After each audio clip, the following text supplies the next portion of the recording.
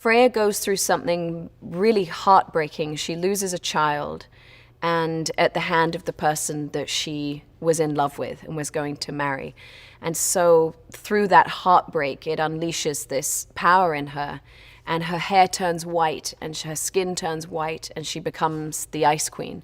And so her power is born out of heartbreak and anger and rage and loss. And so she then becomes intent on kidnapping all the children in the world and protecting them in the sick way that she thinks she is. She thinks she's protecting them, and she's breeding them to sort of be these warriors, these huntsmen, and doing it with the best intentions, although she's a slightly disillusioned woman.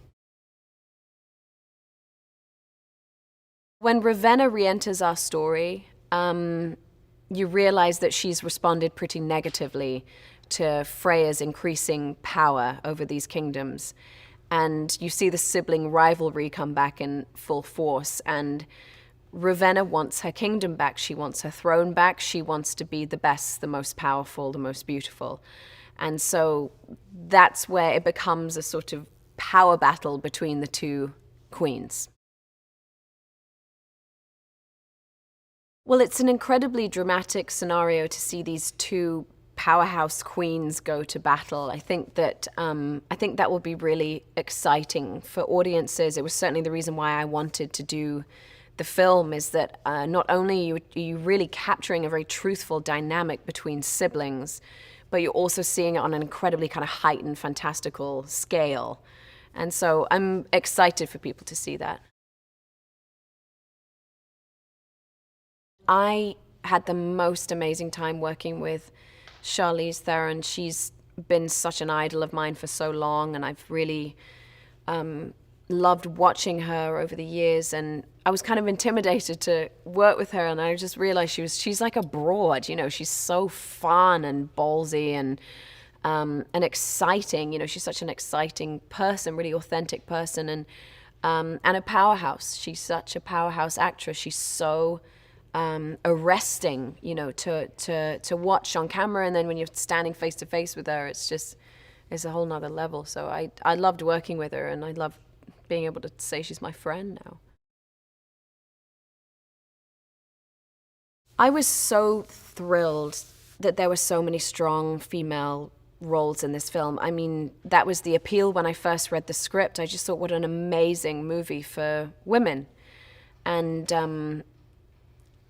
they're all very different. They all have their own strengths and weaknesses. They're all fallible in some ways. And I think that to have three incredibly defined, sort of complicated female roles in a fantasy movie is what's unique about this. I knew Chris Hemsworth socially, but I'd never worked with him, and I always loved hanging out with him. Like, he's so much fun and doesn't take any of it seriously. He's I think he's one of the easiest actors to work with out there.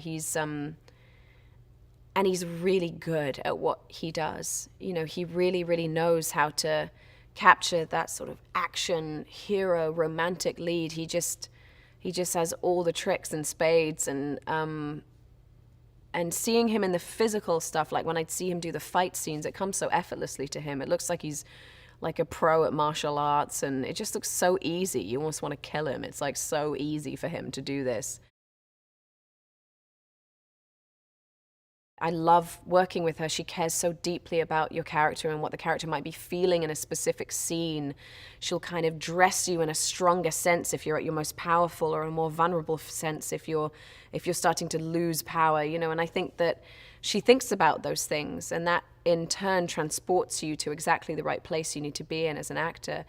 And I remember people coming up to me and standing in front of me, and they could really fully see the detail of her work and see that every little tiny bead or button was an icicle or was made from some sort of material, like the thought that goes into it, the care that goes into it. And she's there every day. Like, she just loves it, loves what she does.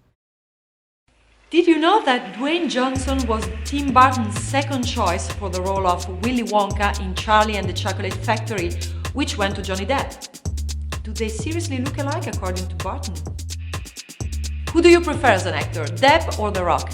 Let me know in the comments below and don't forget to click here for more videos. Thanks for watching.